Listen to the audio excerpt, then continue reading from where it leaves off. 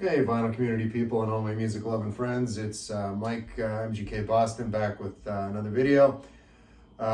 Something completely different today. As you can see, I'm standing up and kind of moving around. Not usually as my usual seated self in the corner. There's a channel I've been following for a couple of years. A gentleman by the name of David Atkinson calls his channel David Atkinson Life Matters. Doesn't really affiliate himself with the vinyl community, but that's fine. He puts out some quality content. He's an avid cyclist. He's from the UK, I should point out. So he does some cool videos when he's with his cycling group, GoPro stuff, travel videos. And of course, he's a big avid music collector, and the content he puts out is top notch. He does showcases, a couple I'd recommend. He did a two-parter on progressive rock. If that's your thing, that's definitely worth looking up. But again, he did a video recently. It's a series, one in a series, and it's just called Random Selections. So he's got a huge collection. It sounds like multiple rooms in his home. I'm limited to one. My wife has me in this one room in our house, which is perfectly fair. It's my room for all my stuff, and it works out well. 20 years married. Anyway, that's a whole side note. But anyway. In David's video, he basically kind of does a little blindfold with his hand and grabs, 10 or 12, 10 or a dozen selections rather, of LPs. I'm going to keep this to strictly albums. I'm not going to mix in compact discs today. I'll show you a brief layout. I did make a room tour video several months ago, and a lot of people really enjoyed that, but I'm just going to show where I'm going to be grabbing from today. So as you can see behind me, it's kind of one side of the room here. In a little more detail. See, I have a classic rock section over here by this chair, and then in the center, the center point of my collection is my 80s pop and alternative, because that was kind of my coming up in my late teens and into my university years. And I have some overflow here, boxes here. These are really nice bins. You can see this is jazz and blues, and then the classic rock. There's two bins here, and then over here, this top section here is all singer-songwriter and classic country. And this is more overflow over here. Excuse me. At the very bottom, that's easy listening. A lot of that was stuff when my dad passed back in 2016. I took most of his records and I've expanded on it. But that's mostly orchestral pop, in the vein of Henry Mancini, Byrd, etc. If you're familiar with that stuff. So I'm going to move these out, take the tops off, because as I say, I'm going to go into this blind. I know the locations of these bins, but I don't know they're in alphabetical order. But I'm just going to grab blind. So I'm going to set this over here, back here, like I do. One like this, folks. Can't see, right? Got it? Blind. Okay. All right, so I'm going to grab, for the purposes of this exercise, you're going to see these before I do. I'm just pulling them out here randomly, like I said. Don't know what's happening, but we're going to find out. There's two. I'm going to make a mess of this whole situation here. I don't know what I'm getting into. Yeah. What's my count now? Oh, there goes the drumstick. There's 4. Let's see what we have here. It's harder than I thought. It would have been easier to wear a blindfold probably, but I'll be more organized next time. Let's see here. Yeah, that's 6. Maybe 7. I'm losing track here. Blind here.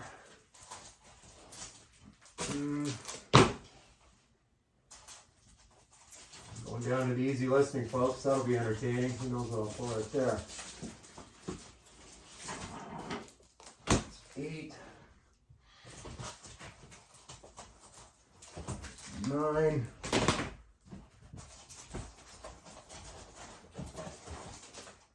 10. Overflow. It's 11, I think. And finally, lucky number 12. at here. 12. Okay, folks. All right. 2. Setting up my sophisticated tripod. Let's see what we have here today. Big old stack of wax. Boom. Here I'm back, folks. I am back. May throw a few of you off. I'm in a different corner of the room today. My sophisticated tripod. Okay.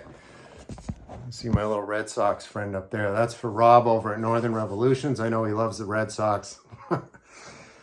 All right. So again, random selections. Like I said, David Atkinson, Life Matters is his channel. Please check it out.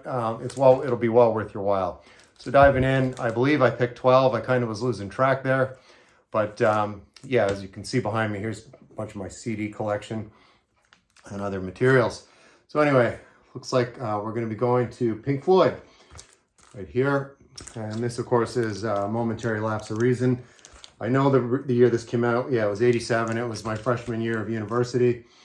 And I just missed seeing them in Ottawa that summer, unfortunately.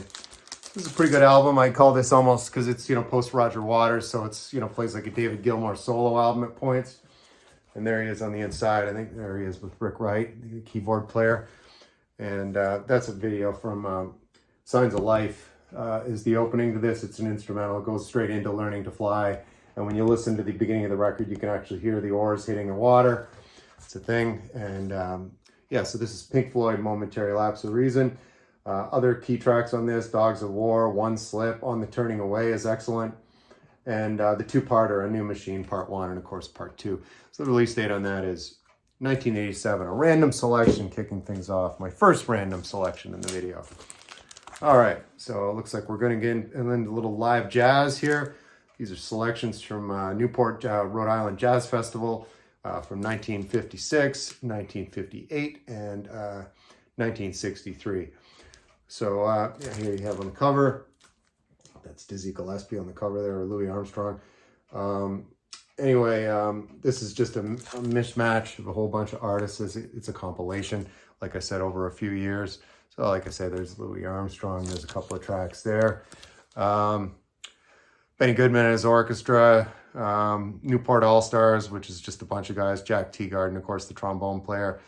Where Stan Getz, that was his first band leader, was Jack Teagarden. Yeah, this is good. Thelonious Monk Quartet. There's a track right here on here too.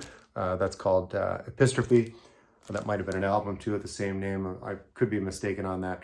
But yeah, this is nice. This is, I think this is a double LP. Yeah, it's a double LP. And of course, the gatefold, and it's got the story of all the, of course, what goes on at the Newport, Rhode Island Jazz Festival at the time. And again, this is just a reissue compilation. Looks like this came out, yeah, here's the editor's note. Release date on that one, August 1982. Pulled from old tapes, of course.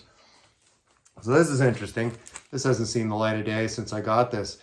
Again, like I said, my freshman year at university was 1987, and ironically here, these were some guys that were on the floor right below me in the dorm. A bunch of musicians happened to live on that floor, and they put out this indie, and it was just a bunch of different players on it. I don't even know how they financed it, but it was on some indie label called Cobblestone Gray. I don't know if that was out of Toronto or Ottawa, but I did go to university in Ottawa, Ontario. And yeah, the guy that put this together, a guy named Mike Rack. I remember Mike. He's not on Facebook, I don't believe, but anyway, these are just a bunch of tracks, various musicians. They called this Tomorrow's Echoes. And yeah, there's a picture. That's the campus right there, Carlton University right there in the center. Of course, that's where all these guys got together. And yeah, so you can see here, it's a Carlton Students compilation. Oh, if there's anything on the liner notes. Actually, might throw this on later. I'm just curious. Haven't heard it in a long time now. It's just getting Tomorrow's Echoes on the inside. But again, yeah, the lead guy that put this together was a guy named Mike Rack. And Mike is a singer and a keyboard player. Anyway, and that's what went on here. Yeah. So again, Tomorrow's Echoes compilation, indie compilation. You'll never find that anywhere, I'm pretty sure. That's one of those you'll never find, I guarantee it. Anyway, moving on here, some jazz. It looks like another jazz selection. It's Bossa Nova man himself.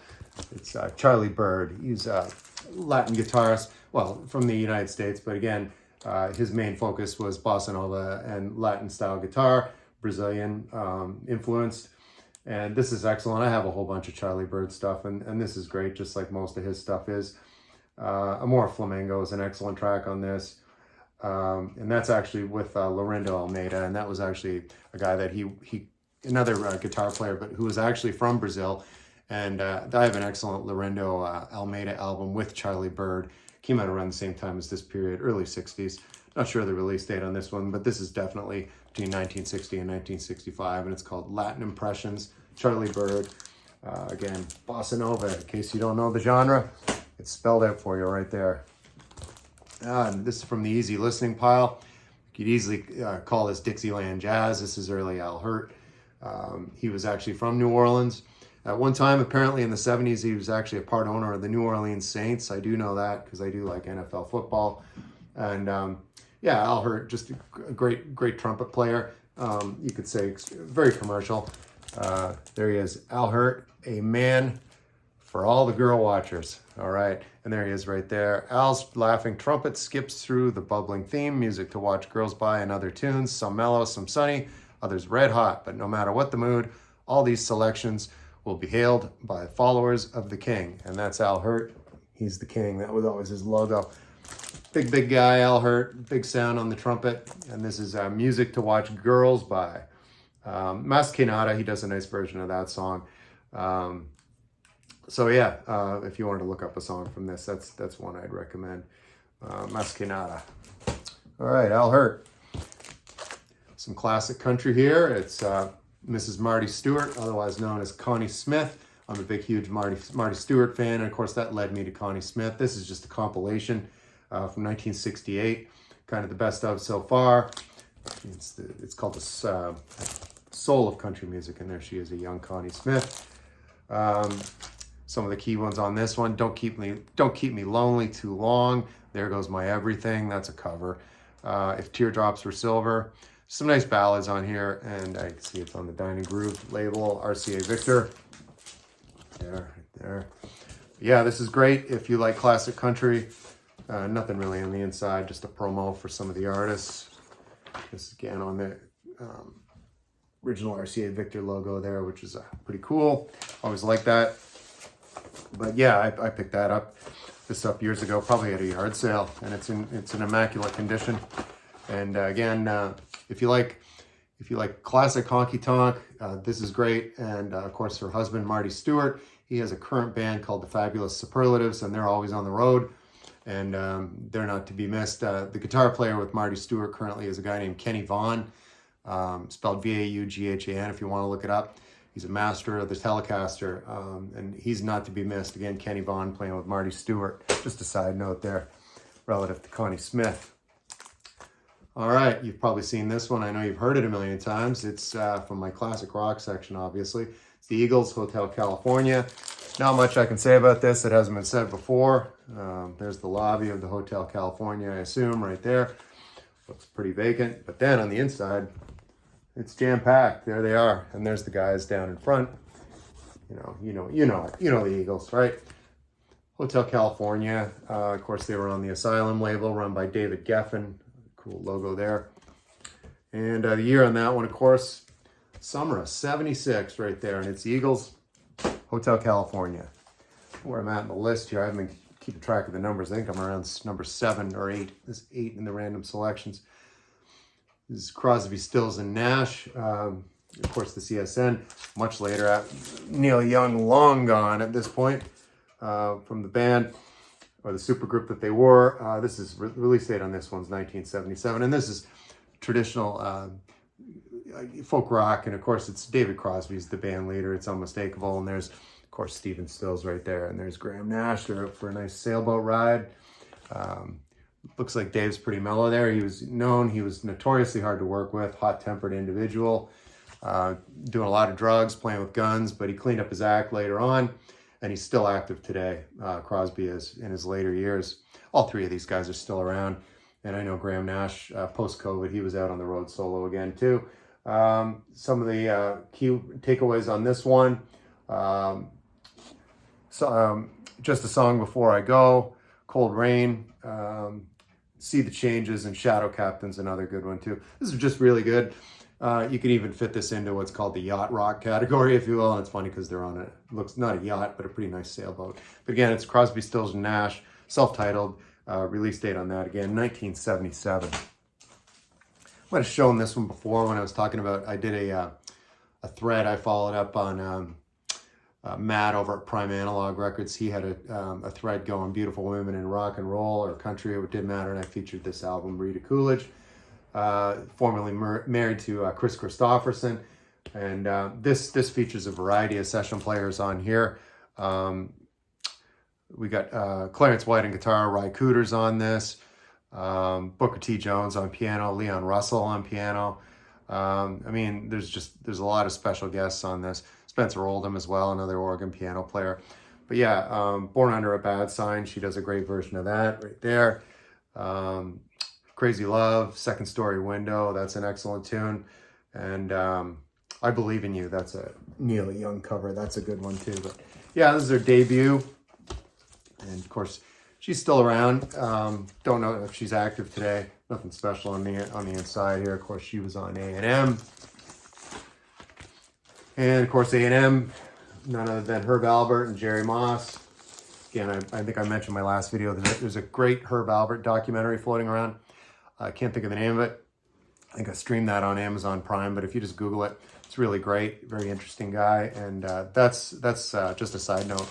I'd recommend when I have other stuff that's kind of part of the conversation, I'll throw that in, like a movie, whatever it is. That's just a great documentary. Well, these guys, this is great. Again, this is another one I would have picked up in the 80s. These guys were from London, Ontario. That's a decent sized city, probably about 2 hours west of Toronto in Ontario for my friends in Canada. I'm sure most of my friends in Canada know where London, Ontario is, but I'm pointing this out for others who may not. This is just a 5-song EP. They were on the Ready Records label. That was a label at the time. I'm pretty sure that's defunct now, out of Toronto, as you can see right there. So, and again, it's a 5-song EP. There's the band. I'd call this kind of post-punk, being from Canada, but the single on this was called New York City. That's on YouTube. You can find that because I've actually listened to that on YouTube.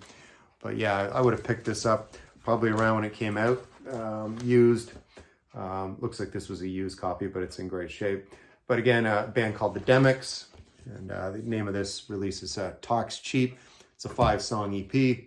And yeah, I wonder, my friend Brian over at Embryonic Robot Channel, if he has this. He's got a lot of indie stuff, so I don't know if he would have had this from the 80s, because I know he's from the Toronto area. But it's the Demix, and one of my random selections today, Talks Cheap. Oh, this is interesting. I just made a video last week. It was basically just featuring, it was a contest entry for Roberts on My Turntable. It was showing a unique band that you think people may not have heard of. And I just did this literally a week ago, and I talked about the Sisters of Mercy. So I'm not going to get into exhaustive detail about this one. If you've already seen that video, I'm sorry if this is repetitive to you. But this is this is a 3-song EP called The Temple of Love EP, I'd call it. And there's the Merciful Release logo. Again, like I said in that video, I highly recommend the cover of the Rolling Stones' Give Me Shelter. It's not to be missed.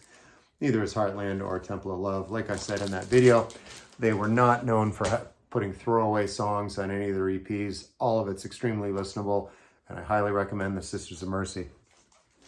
Closing things out, my random selections. I guess this is 12 today. Of course, this is the Velvet Underground and Nico. It's the Andy Warhol album. This is a repress. This might be a Japanese one. I'd have to open it up here and I'll take a look. It's on the back. So yeah, like I said, I don't have an original of this. I think, yeah, this is a Japanese pressing of this. Released probably, I want to say 1997, 1998, this repress, and it's in stereo. But yeah, there's nothing new here. The coveted Velvet Underground in the vinyl community. People always like to see it. Of course, there's Andy Warhol himself right down there in the corner. And there's Lou Reed over here. And there's Nico up there. But anyway, yeah, this will close out my random selections video today, inspired by David Atkinson, Life Matters channel. I highly recommend his channel. Check it out. I think you'll dig it. A lot of good content over there. And what a great album to close out this video today. And this is, I believe, 12 selections. If you're counting along and I was at 11 or I was at 13, I apologize, but it was kind of hard. I don't know how to do the editing features in the YouTube studio stuff, so I can't pause and go back. I got to figure that out. I'm just terrible with that, anything technical like that. But anyway, this is the last album in this selection, random selections, if you will. Hope you enjoyed that video. This will be, I'm going to call this random selections number 1 because I kind of had some fun doing this today. And I'll probably do a couple more. Create a little series out of this when I'm running out of ideas or things to talk about. But again, hope everybody's ready for a good weekend. Fall's closing in here. I'm back into sweatshirt weather because in New England, it's summer, fall. It just goes like that. It seems to happen overnight. There's no transition time. It's boom, here it is. But it's great. I'm a big runner, so I love the cold weather for that. I miss going to the beach for the next 6 to 8 months, but that's what it's like. If you live in this area, you just deal with it. I'm originally from Canada, so it's child's play. It's winter New England, it's just winter. So anyway, folks, hope you have a great weekend, whatever you're doing, and I'll see you next time.